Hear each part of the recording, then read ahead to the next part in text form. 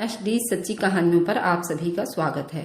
मेरे अब्बू ने अचानक से मेरी माँ को कह दिया कि आज साजिया की शादी है और मैं ये सुनकर हैरान रह गई। लेकिन जितनी मैं हैरान हुई थी आप लोगों से बयां नहीं कर सकती, क्योंकि हमारे इलाके में ऐसा होता था। सुबह रिश्ता तय हुआ, रात को शादी की बात हो जाती थी, 4 दिन में लड़की विदा होकर अपने घर चली जाती थी।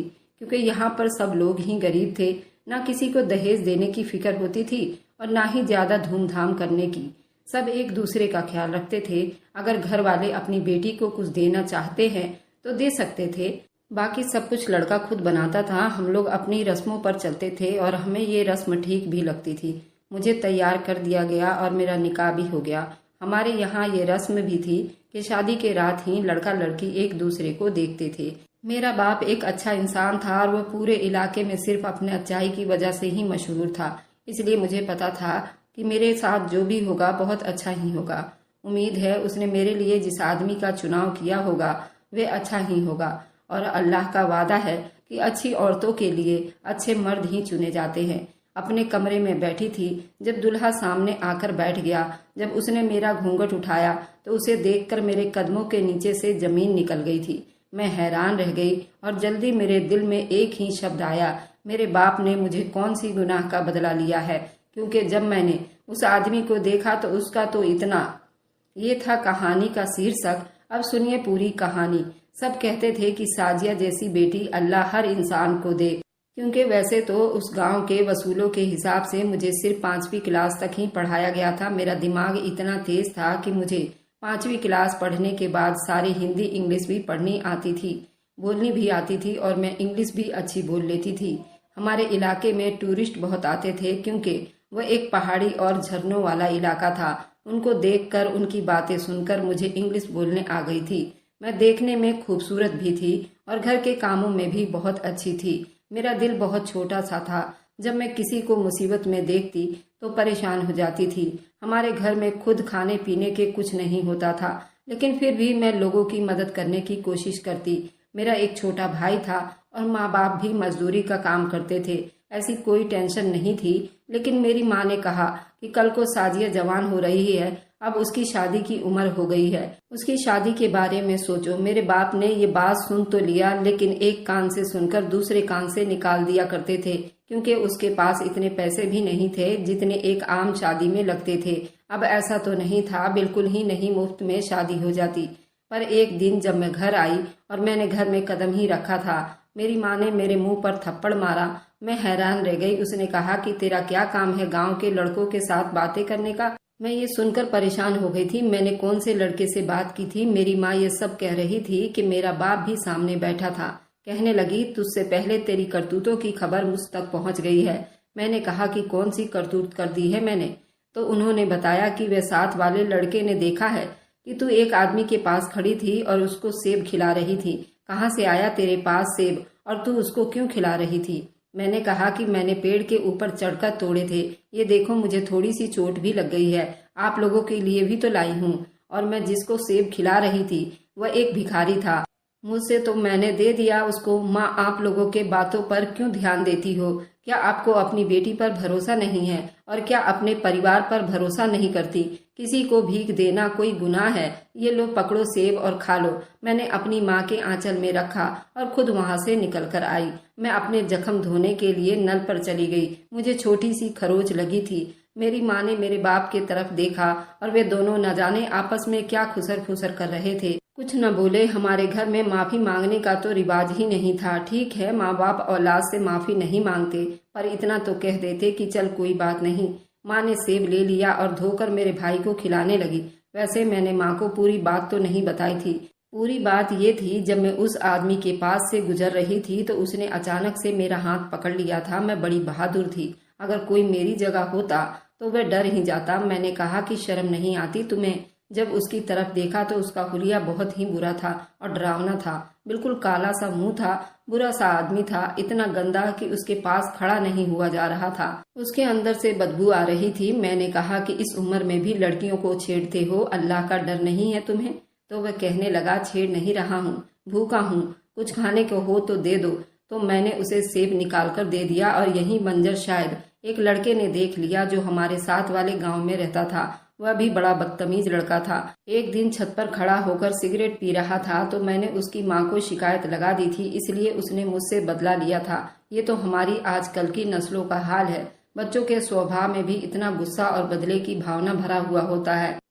कल को क्या समाज के लिए करामत साबित होंगे, या तो खुर्दगर्ज होंगे या बुरे बनेंगे। मैं घर के काम खत्म करके घर से बाहर निकल जाती थी। हमें तो फिर भी 5वीं क्लास तक पढ़ा दिया गया था, लेकिन यहाँ पर कुछ ऐसी बच्चियां भी थीं जिनको स्कूल नहीं भेजा गया था। मैं कब से देख रही थी। हमारे गांव में एक घर था, उसका मालिक शायद इस जगह को छोड़कर चला गया था और वह दरवाजा भी टूट गया था। इस घर के अंदर कुर्सियां पड़ी हुई थी, कुछ सामान पड़ा हुआ था। एक कमरे का छत गिरा हुआ था, लेकिन 2 कमरे अच्छे थे, इस्तेमाल कर सकते थे।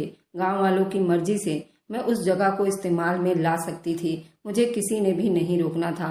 मैं यहाँ पर छोटा सा स्कूल बनाना चाहती थी। हाँ, मैं खुद ज्यादा पढ़ी लिखी नहीं थी, लेकिन जितना मुझे आता था इतना तो मैं किसी को सिखा सकती थी।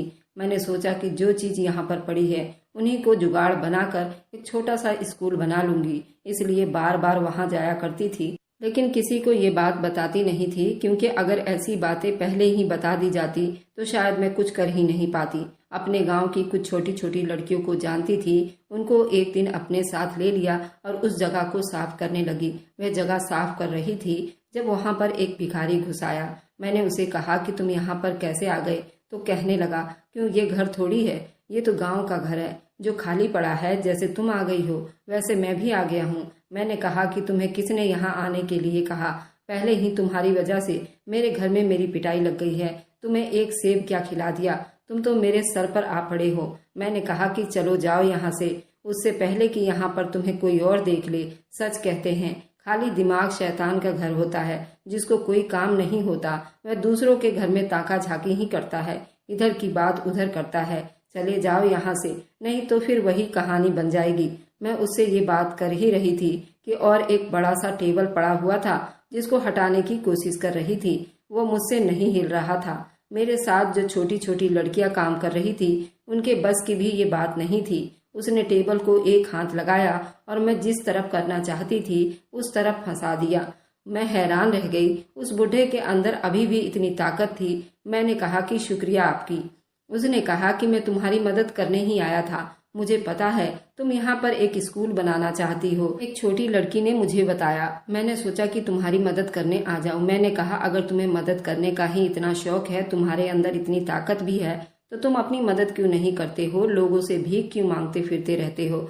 अपने लिए कुछ क्यों नहीं कर लेते? इतने भी बूढ़े नहीं हो। ये टेबल बहुत भारी था, फिर भी तुमने उसको हटा दिया। अभी भी तुम्हारे अंदर इतनी ताकत है कि तुम मजदूरी तो कर ही सकते हो, फिर ये सब क्यों करते फिरते हो? मैं उससे बात कर ही रही थी, वो मेरी आंखों में देख रहा था। उसने कहा, बस मेरी मजबूरी है। मैंने कहा, मजबूरी नहीं है, मांग के खाने की आदत पड़ गई है तुम्हें। खैर, मुझे तुम्हारी मदद नहीं चाहिए। जितनी मदद तुमने मेरी कर दी, बहुत बहुत शुक्रिया। अब तुम यहाँ से चले जाओ। वह भी वहां से चला गया। मैंने आसपास देखना शुरू किया, किसी ने देखा तो नहीं था। मैंने उस जगह को साफ किया, जो सामान वहां पड़ा था उसको सेट किया, लड़कियों को वहां बैठा भी दिया और उनको पहला सबक भी पढ़ा दिया। अपनी पुरानी कॉपियों के भरे हुए पन्ने फाड़कर बाकी के साफ सुथरे पन्ने उनको पकड़ा दिए। घर का काम भी दे दिया और सिखाना शुरू किया। मैं बड़ी खुश थी, मेरे दिल को बड़ा सुकून मिल रहा था। दूसरे दिन भी हम लोगों ने क्लास ली थी, लेकिन जब मैं तीसरे दिन वहां गई तो हैरान थी। उस जगह से कुर्सियां भी गायब थी। किसी ने वहां पर अपने जानवर बांध रखे थे। मैंने कहा, ये क्या हो रहा है? तो जानवर वाला कहने लगा, जैसे तुम यहाँ पर अपनी मर्जी से स्कूल बना सकती हो, वैसे ही मैंने यहाँ पर गायों का तबेला बना दिया है। मैंने कहा, तुम्हारा दिमाग तो नहीं खराब है? स्कूल और तबेले का क्या जोड़ है? पागल हो गए हो तुम? निकालो इन जानवरों को और यहाँ पर लड़कियां बैठकर पढ़ाई करेंगी तो उनको भी कुछ नॉलेज होगा। वे अपने घर गृहस्थी को अच्छे से संभाल सकती हैं। तुम्हारे गाय पहाड़ पर जाकर भी खाना खा लेंगी।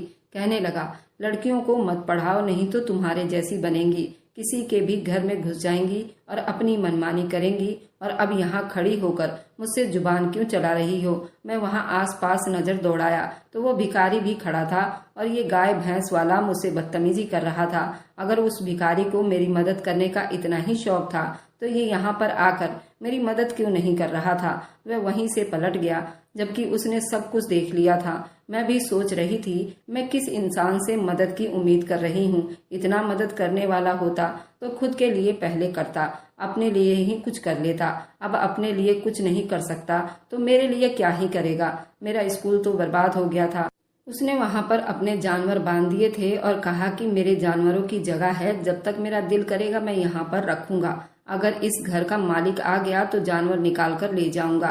अगर तुम कब्जा कर सकती हो तो मैं भी तो कब्जा कर सकता हूँ। मैंने कहा मैं कब्जा नहीं कर रही हूँ, पर उस बेवकूफ आदमी के साथ मैं क्या बहस करती।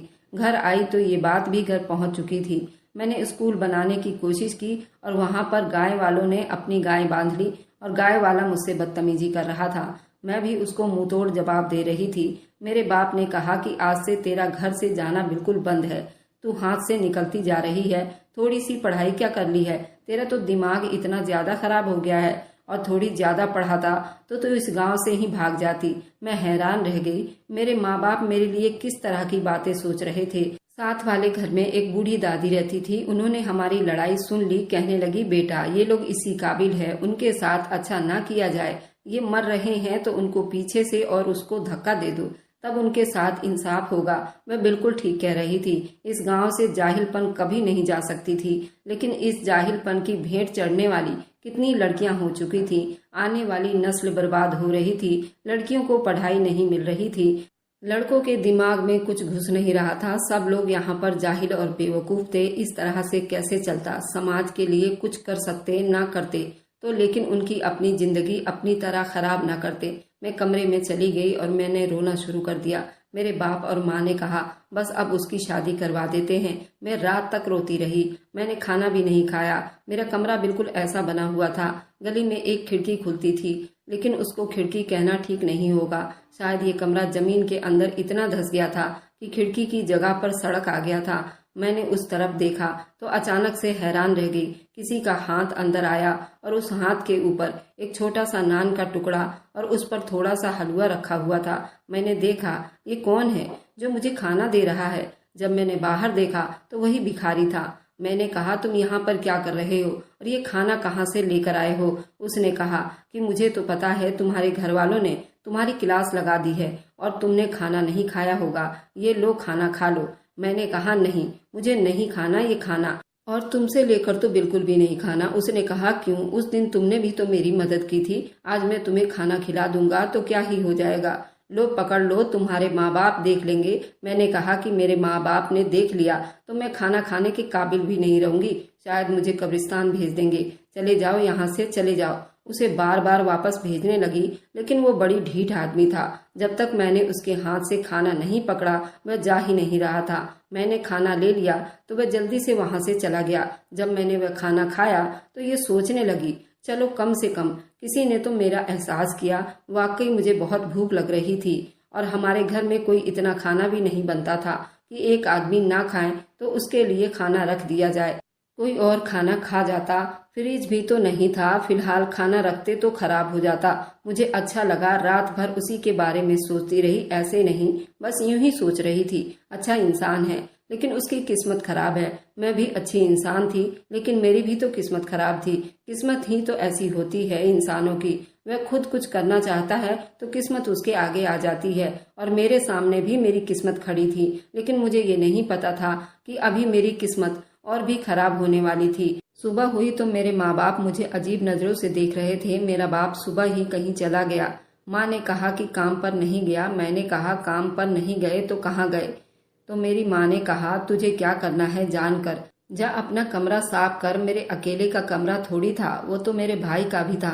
मेरा भाई जल्दी सो जाता था, रात को भी सो रहा था। 8 साल का तो था, लेकिन मुझे क्या पता था उस 8 साल के लड़के ने मेरी जिंदगी बर्बाद कर देनी थी। उसे ने ही माँ बाप से बताया था। सुबह से शाम हो गई, अगला दिन आ गया, फिर से शाम हो गई। मेरे बाप ने मेरी माँ को कोई बात नहीं बताई थी। मुझे साफ पता चल रहा था मेरे माँ बाप मुझसे नाराज थे। तीसरे दिन मेरी माँ ने जुबान खोली और कहा आज शाम को तेरी शादी है। ये सुनकर मैं हैरान रह गई। ऐसा तो गांव की पहली बहुत सारी लड़कियों के साथ हो चुका था, बस 1 हफ्ते में ही शादी हो जाती थी। लेकिन ये क्या, शाम को शादी थी और मुझे सुबह बताया जा रहा था। मैंने कहा मेरी शादी, मुझे शादी नहीं करनी, बिल्कुल भी नहीं करनी। मेरी माँ ने कहा तूने शादी नहीं करनी तो और क्या करना है? हमारा मुंह काला करवाना है। मैंने कहा कि ये तो कोई बात नहीं हुई, मैंने कैसे आपका मुंह काला करवा दिया? आपको लगता है उस लड़ाई वाली बात को लेकर अभी तक तुम मुझसे नाराज हो? मम्मी, वह बदतमीज आदमी